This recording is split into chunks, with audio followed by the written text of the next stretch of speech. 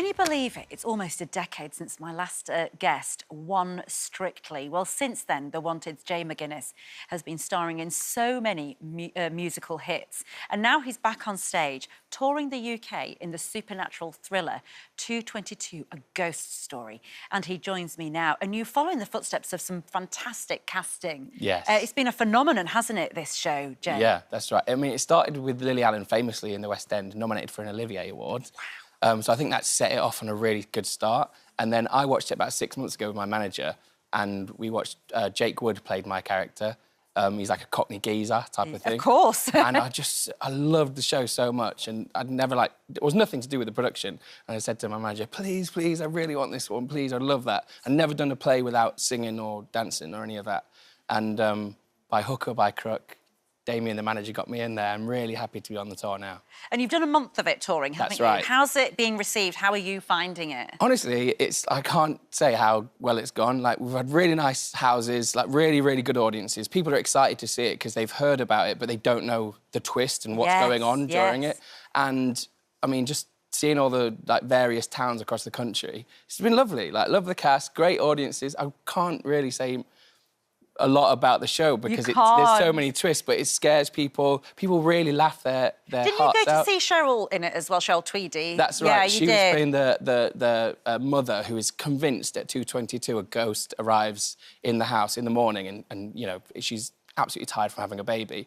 But it's basically you follow a dinner party, and they're all chatting about whether or not it's true, and they drink too much wine, and there's fights and arguments. It's really high drama. It's so much fun to do. Oh, you look chuffed to bits with I'm enjoying it, like hearing people scream, hearing them swear. What, in the audience? Yeah, it's so much fun. And we get, like, big groups of teenagers that come and then, like, proper, very serious theatre goers that come, and it's just like what a great atmosphere. Wow. We wet ourselves on stage with reactions. That is so good. Congratulations. Thank what you. a great... And also, you know, you're a determined chap, aren't you? And I was astonished, not astonished, I mean, not in a bad way, but I was just like, not only are you now starring, I mean, in musical after musical after musical, and now this great show, you've also found time to write a fantastic novel. This is called Bloodflowers, and I believe it's going to be the first in a trilogy, would it be? That's right. Yes, thank you, researchers. Yeah, definitely. So I started doing it about a year and a half ago, and even though it feels like, oh, I'm doing everything, that was a year and a half of me thinking, no, what am I going to do next? And just all my time was going to the library and sort of making this. The library? You're such an old-school soul, aren't you? Who goes to the library anymore? I did. My Newark-on-Trent library, I used to go there, 20p hot chocolate. And now, yeah, different library vibes. But, yeah, 8 hours in and a year of doing that, and it's full magical fantasy. You know, it's not an autobiography. So if anyone does like fantasy, it's that sort of vibe. Some people won't, but that's the way it goes. So this is all sort of... so there's a young... Is it a young boy in it who wants to...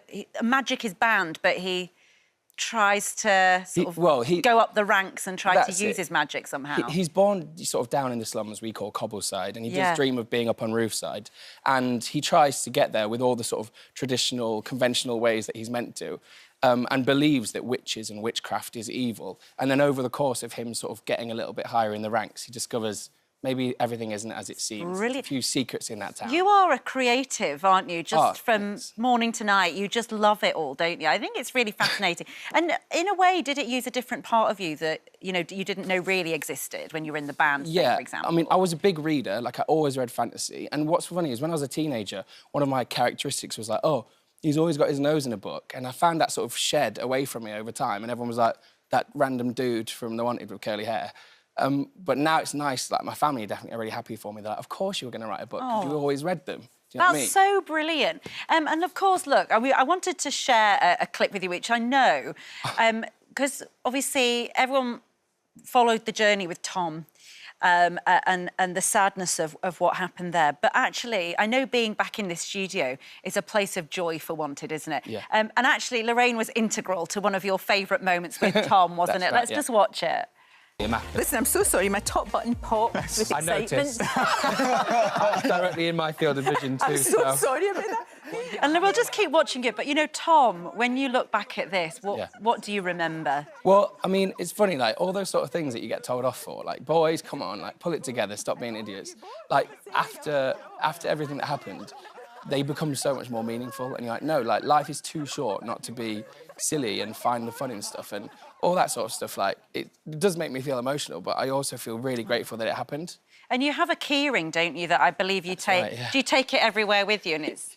Yeah, I've got a little pepper spray on there as well, because... Nice. Even though I'm a big lad, you know, you've got to be safe out there. Yes, exactly, quite right. But yeah, yes. just to remember, and it's a nice reminder. Like, you know, like, we were together as a squad for so long, and like, you do become brothers in like the most sort of tight way, and that will never change. And I just, you know, what a good boy he was. He was such a good boy. Amazing. And how do you guys all, the Wanted, now keep in touch? Because you're all doing your own things now, of course, aren't you? Well, actually, Max is really good this week, and he messaged us and said, boys, we haven't spoke for a month. This is not okay. We were in each other's lives for so long, and we've all been doing our own thing and forgot, but he's a good boy, and he reminds us, oh, we need to, you know, we keep tabs on each other. I went and watched Siva in a musical he did last year. He did Dancing on Ice. I know you had Dancing on Ice. Yes. There. We go and watch each other. We love it watching each other be happy and succeed.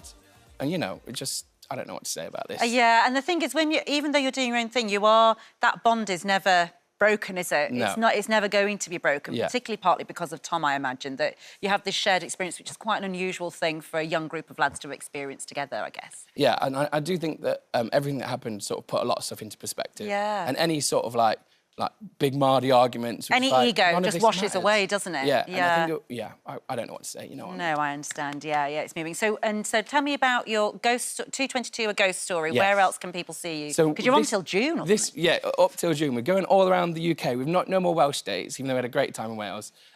Next up, Sheffield, where my twin went to uni, so I know some spots to hang out in there.